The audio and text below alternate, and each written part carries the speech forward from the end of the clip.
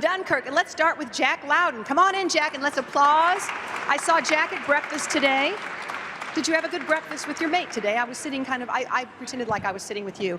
And here we have Barry Keoghan. Is that right? Come on, Barry. And next up, of course, we have Mark Rylance. So very good to see you. And let's bring in now Christopher Nolan. Christopher Nolan. And coming up, of course, we have Fionn Whitehead. Fionn, good to see you again. And Harry Styles. It's going to go, come this way, please. Here we go, Harry, good to see you. And of course, we also have Emma Thomas, and that rounds out the cast and filmmakers for Dunkirk. And to start things off, let's start off with Christopher Nolan. I feel like in many ways, Mr. Nolan, you're like a new filmmaker making your first real live story on the big screen. What attracted you to Dunkirk? Well, like most British people, Dunkirk's a story that I've grown up with. I don't even remember the first time I was told about the events at Dunkirk. And so, as kids, we received the sort of very simplified, almost mythic fairy tale version of what happened there. But over time, and in particular experience that Emma and I had about 20 years ago, where we made the crossing with a friend of ours who owned a small boat, and we made the crossing at about the same time of the year the evacuation had taken place, and went to Dunkirk. And the crossing was extremely difficult. The channel was very rough. It felt difficult and dangerous, and that was without people dropping bombs on us. That was without heading into a war zone. And so I came away from that experience with my respect and fascination for the people who'd taken part in the real evacuation absolutely cemented. So it's just something that I've never quite understood why a modern film hasn't been made about it. And as a filmmaker, those are the kind of gaps that you're looking to fill. Okay, let's kick it off with the press. We'll start right over here. Is it on? Wow, the movie was amazing in IMAX. It was so awesome. My question is for Christopher Nolan. We've seen your career grow. You independent filmmaker, kicking butt back then. Now, this epic war film you've created. Can you talk a little bit about the process moving forward in your career, how you choose your projects, how you guys as a team choose your projects, what you direct? I mean, for me, it's always been about story. It's always been about finding a story that hooks me, that I feel that I can have an emotional connection with, that'll sustain me through the years of making the film. I'm very single-minded. I only really do one thing at a time. I'm not very good at planning what I'm going to do next. So I dive in and I concentrate on one film for 2 or 3 years usually. And so it has to be a story that I feel is going to hook me emotionally for that period of time and keep me enthusiastic about it. Emma, where do you fall into place with all this? I guess I produce the films that he gets enthusiastic about. I mean, we only really work together, and so, I mean, I try and suggest things to him. Sometimes that works, sometimes it doesn't. But, it really has to be a film that Chris is excited about and sees something that he can do that's different and he can get behind. Right over here. I'm very curious about about your editing process. How long was your first cut on this compared to the finished film? And also, you haven't really released deleted scenes from your previous films. Have you pulled like a Kubrick where everything has been burned? Or do you have them in a vault somewhere where one day they might see the light of day? I know, they're all in the films. I mean, I have a great editor, Lee Smith, and we find a way to just stuff more and more into the sausage. So we don't really tend to leave anything on the cutting room floor. In terms of complete scenes that would be coherent on a deleted scenes feature. If you look back at my past, like Insomnia, we have 2 deleted scenes on the DVD there because we had 2 scenes that I liked very much that had to come out of the film for time. And after that, I really took the view of trying to make those decisions on the page. So being a writer-director, I don't come to the floor with things that, well, let me put it this way. Making films is hard. All of these people here can attest to that. It's just difficult, and you'll do anything to not shoot something if you don't have to. So I try and pull things out at script stage that I don't think are going to serve the narrative. Right here. I thought it was an interesting choice to have the 3 different stories going on, one by land, one by air, and one by sea. And I was wondering what inspired that choice and what you were hoping to gain from those perspectives. What I was hoping to gain was a way of maintaining a subjective storytelling approach, but still building up a coherent picture of the larger events of Dunkirk. So everything in the film is intended to be intense, suspenseful, and subjective. You want to be on the beach with these guys, seeing events through their points of view. But then you also want to build up this bigger picture, and so that requires the view from the air, from a Spitfire pilot, on the sea, from people coming over to help with the evacuation. And that way, not let the audience step out of the movie, step out of the human scale perspective. I didn't want to cut to generals in rooms with maps kind of pushing things around or whatever. I didn't want to give the audience knowledge that the characters didn't have other than through the interaction of these 3 distinct story threads. I want all the actors to answer this question. Given the fact that there wasn't a lot of dialogue in this movie, what does a Christopher Nolan script even look like? Harry Styles, let's start with you.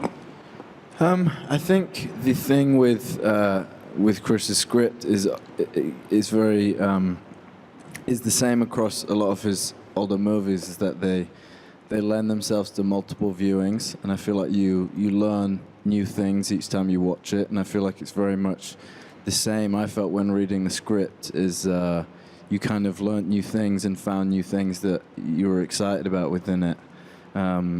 Yeah, I think that's kind of, once you get your head around it, because they're obviously so technical, you kind of enjoy it more and more the more times you read it, which is obviously amazing. Ben? Yeah, I think that the fact that there wasn't much dialogue in the script meant that a lot of the characterization was left to us, which is quite an amazing thing to have. And it just meant that we got to work on it ourselves, I guess. And when we stepped onto set, you had to kind of know your character so that you can respond to the situations around you accordingly. So, Mark? It's always helpful not to have to try and convince an audience that a bit of exposition is something that you really need to say as a character. Even in Shakespeare plays, you get exposition sometimes, and you have to work hard and twist and turn to make it sound like it's something you need to say to someone else to change them or to change yourself. And there was none of that in the script. Everything had it was easy to see the need behind the words and behind the situation, so that's a delight. It's also a delight, as I imagine it was, to work with Kurosawa, to have the same person who's made the script directing the film, if they can do both things, which Chris can, because it gives him a flexibility when you're filming a scene. He knows the material well enough that if an idea comes up when you're filming something, he'll know whether it's a valuable idea or not. And always things happen in front of the camera that are not prepared for. So you want to have someone in charge who's strong and knows what they want to do, but's flexible about what's happening in the present moment. Jack? Yeah, I mean, it's a very lean script. It's very fit. There's not a lot of fat in the script, and I think that's what makes it a great script. And me personally, I enjoyed the majority of my dialogue was technical jargon. I really there's a great satisfaction when you have to learn technical jargon for a part, and in the military, they love shorthand, and it's just a personal satisfaction in knowing what certain things meant, and yeah, it was fun. Do you remember any of it? Vector 1-2, I certainly remember that. Excellent. Yep. That's great. Right over here. Mr. Nolan always brings out the best in actors. What's the best note for all the actors? What's the best note you got from Mr. Nolan? What was the best note you got from him? I think Chris kind of creates this world around you where you don't have to act too much, and a lot of it is reacting. I think as much as anyone could possibly help you be in a situation, he creates that for you. So I think it's just not overthinking it and don't think about, acting too much, I think is kind of the best thing. Chris really kind of puts you at ease in terms of, just say what you need to say, kind of don't overthink it. And I think if you're trying to act, you obviously don't want to be kind of overthinking anything.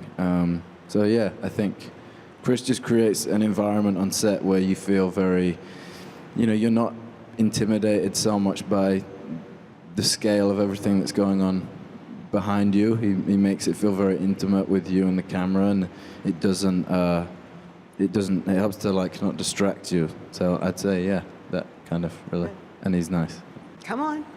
Finn. Yeah, I think I agree with Harry. It's far less, I think, about what Chris actually said to us and more about the way he works.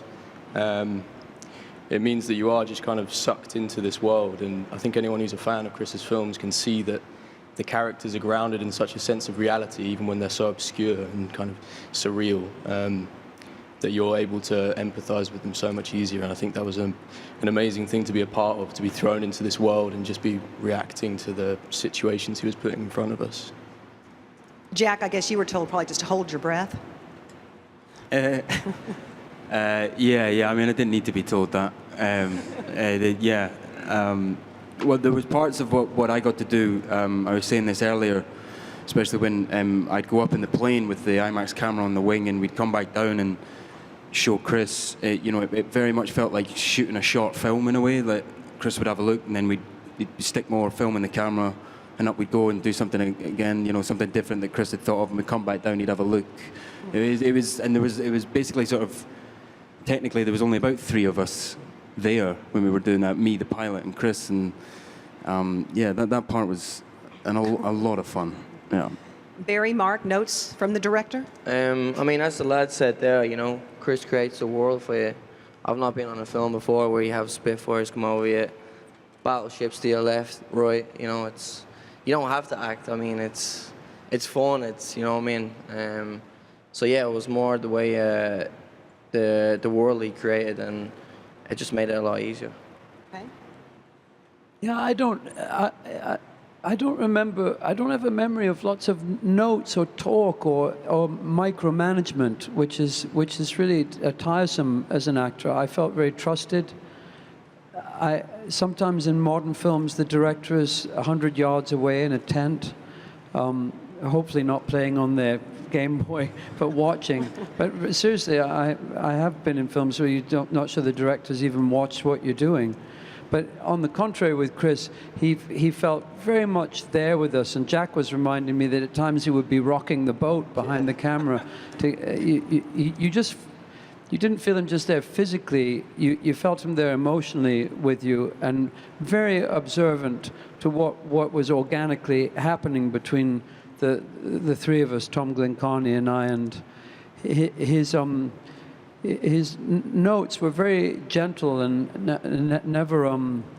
never felt like I was being asked to do something other than to try and bring as much as my own humanity as I could in that situation. I mean, you didn't have much choice other than to be close to us on that little boat, but you know what I mean. He was just very personally involved. It's very hard to be a film director, I think, and many film directors have to take jobs and have careers that involve doing things just to get somewhere else. But you felt Chris wasn't trying to get anywhere else than where we were right on that day, and enjoy that. So that's should be the norm, but it's actually a gift when you get that from a director. For Chris, and also Emma too, considering that trying to make this film as realistic as possible. You were using real things, real planes. How did you do all this? Well, in planning the aerial sequences, it was very important to me that we try to achieve as much in camera as possible. So we were able to get real Spitfires, real bomber, real Heinkels, and really try and get the IMAX camera places we'd never got it before. Really try and put the audience in the cockpit of the plane with the pilot. And so there was a lot of attention to detail, a lot of careful planning. We shot all those sequences on IMAX, and overwhelmingly for real. That was the intention. And we got, as Jack was referring to, we bought a Yak airplane that's very similar in size and shape to a Spitfire, but has 2 cockpits, so we could have a real pilot flying, where we had our actor up in the air with the camera mounted on the wing, getting his close-ups. And that was the kind of thing we really wanted to do, to try and tell this aerial story in a way that we hadn't seen before. Emma, do you ever say no? Okay. I don't know how to answer that question. Yes. Well, no, I don't say no exactly. I would say I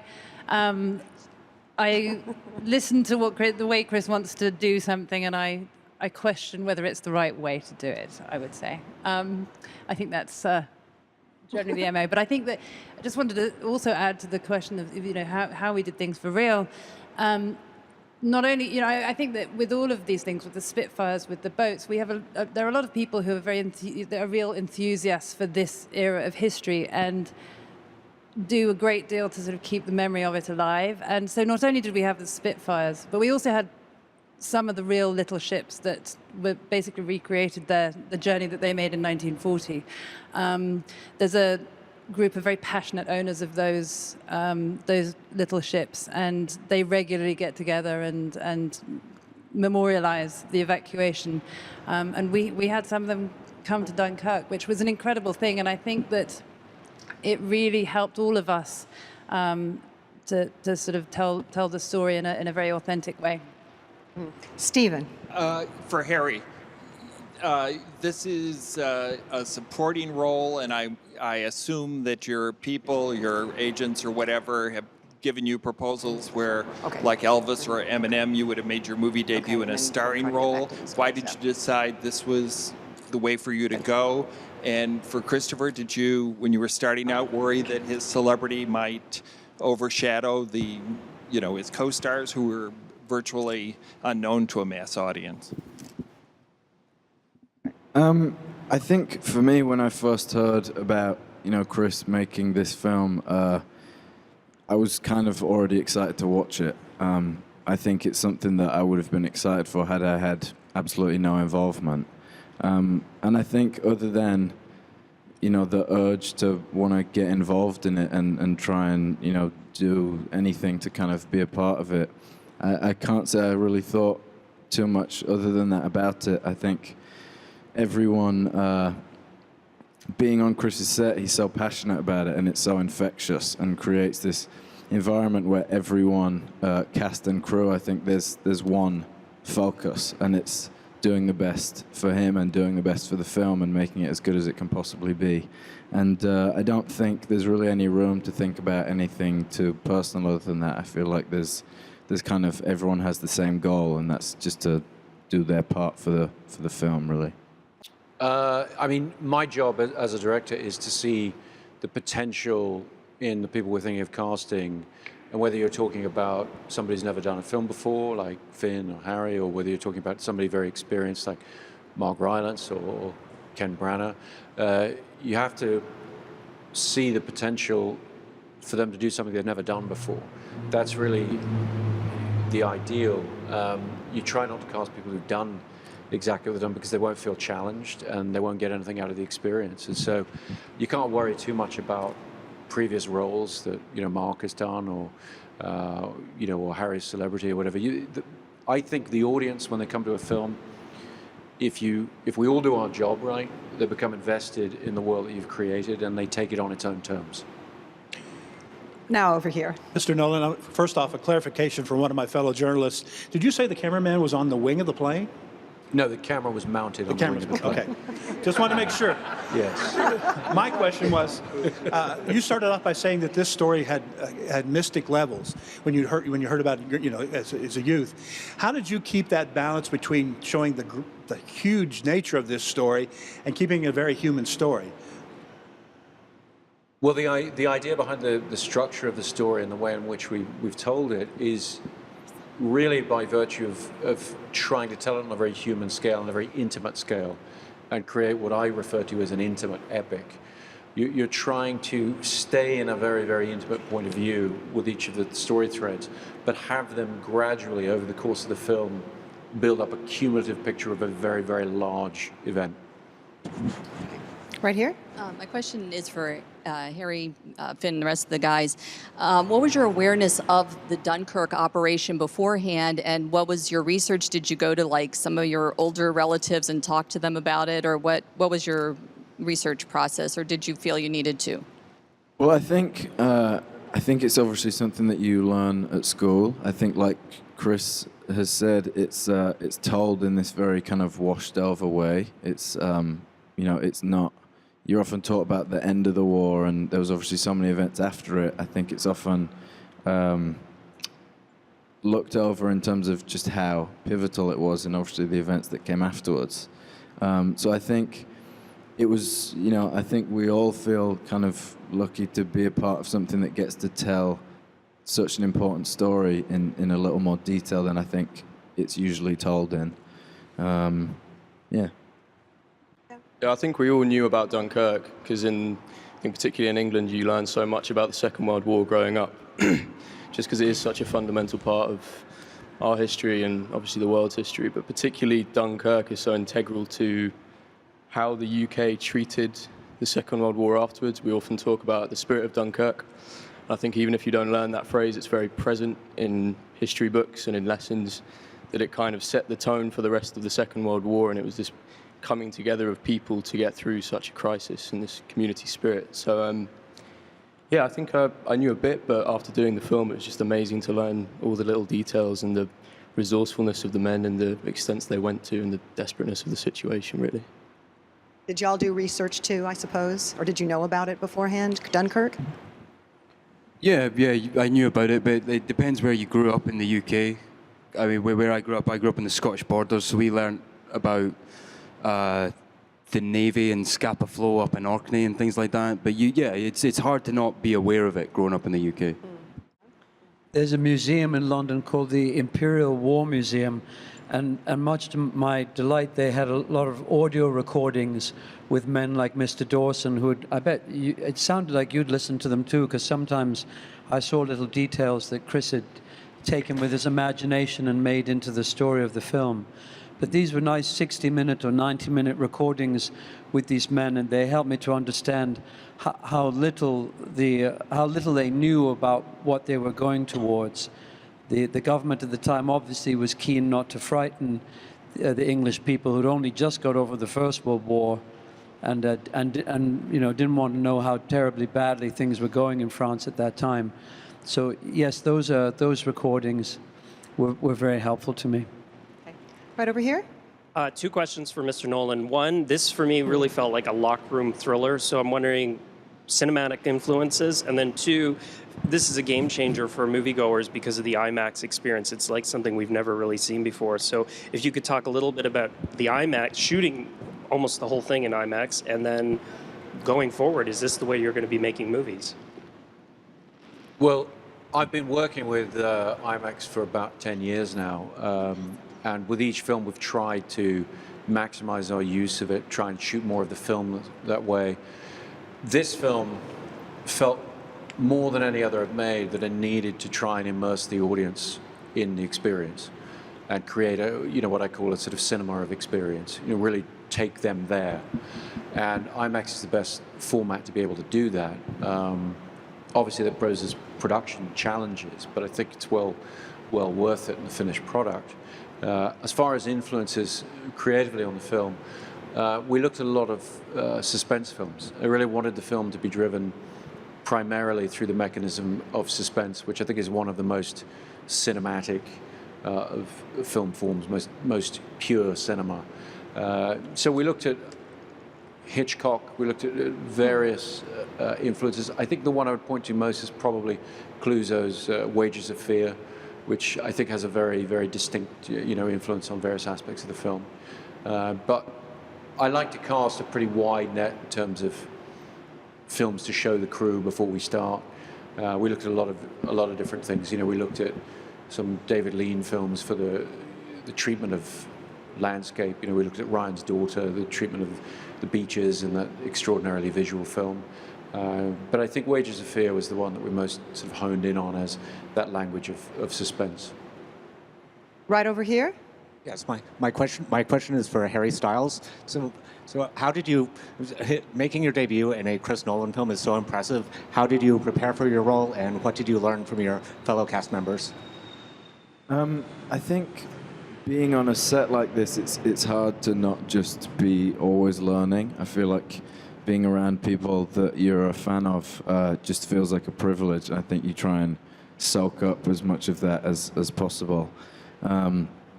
I think Chris has, like Mark mentioned earlier, Chris has this way of, he's not really controlling you, and I think it gives you a confidence to kind of be as natural as you possibly can. You never feel like you're trying to kind of hit too many notes at the same time. He never has you overthinking stuff.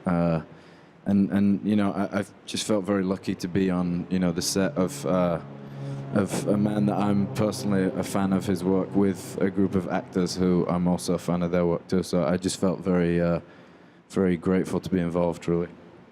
When you hear these planes, do you all feel like you should duck or something? I mean, just is it kind of a... I thought it was a sound effect like yesterday when we were doing interviews. I really did.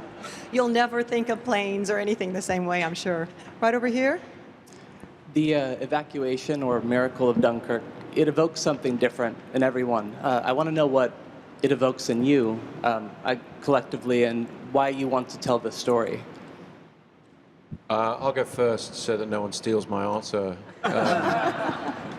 For me, I think what it really is about, when you think of the Dunkirk spirit, when you think about if the story has a particular meaning, I think for me it's about communal heroism as opposed to individual acts of heroism. I think it's about the cumulative effect of small acts of human heroism and what we can achieve together rather than individually. I would say I think it's very much about communal heroism and how these small acts can obviously lead to, you know, yeah, thank you. Does everyone agree with that? Okay, good. We'll go on to the next question. I actually have something to add Emma, to that. yes. Because I think the thing that I love about this story is the fact that it's a reversal of the traditional roles, right? So, you know, normally we're used to watching any film that involves war or the army. You know, they are the heroes and they come in and they save the day. And I think that what's incredible about the evacuation is that it was the regular people. It was the ordinary people who came in and completely reversed things and changed the course of history. So that's what's interesting to me. Okay. We're getting tight on time. We've got one question over here, and then we'll have one last question. So right here. Hola. So one question. Yes, of course. Mr. Nolan, as I'm sitting in the theater and I'm hearing the clock, it's just maddening and exciting at the same time. I was wondering if you played anything to that effect for the actors. No, not on set. I'm not really a fan of. Well, let me put it this way: our set was complicated enough without trying to introduce the element of playback. But the planning of the relationship between the musical picture started in pre-production before we ever started to shoot anything. And so I had it on headphones sometimes, and I had it with me. And the genesis of the track is it's a recording I made of a watch that I own that I gave to Hans, and we started to develop a rhythmic language of how that would build up the score from there to fuse with the picture and create a sense of forward momentum for the whole film. Last question, Cindy. For Christopher Nolan and Harry, could you talk about physically what was the toughest scene to film? And for Mr. Nolan, what is the one scene that gets you the most in this movie, if you have a favorite? How was it for you physically? It's great for me physically. You should answer that one. It was terrible for me physically. I think the thing was that everyone on set was incredibly aware of how obviously anything, however tough it got for us, it was nothing compared to what was happening. And, you know, I think the focus that we all had to kind of do our jobs to try and be a part of telling the story, there wasn't really any room for personal discomfort or complaining. It's also impossible to complain on a set where your director's going through the exact same thing as you. He's, you know, like Mark said, he's not in a tent. He's in the water with you. He's in the sand with you. He's cold. He's the first one there and the last one to leave. And I think it's, if anyone kind of thought about complaining, they kind of were like, yeah, I might not do that actually, because... I mean, it's a little bit, sometimes it's a little bit awkward to talk about my own response to the film we've all made, but I would just like to, I mean, I think for me personally, there's a very small moment, there's a little look that's exchanged between Mark's character and Tom Glencarney's character at a key moment. And it was something that I overlooked, hadn't even included in the script in terms of the response to something that happened. And Mark had sort of pointed it out to me, and very much worked with Tom and with Barry about what would be happening outside the terms of the script, what would be happening between the scenes that I'd actually written. And what that produced was something that you dream of as a director when you bring on great talents like Mark, like Tom, like Barry. You're hoping for moments that you didn't anticipate that actually come to define a particular part of the story, and that's what that is for me. July 21st is when Dunkirk opens. Thank you all for your Thank time. you so much. Dunkirk.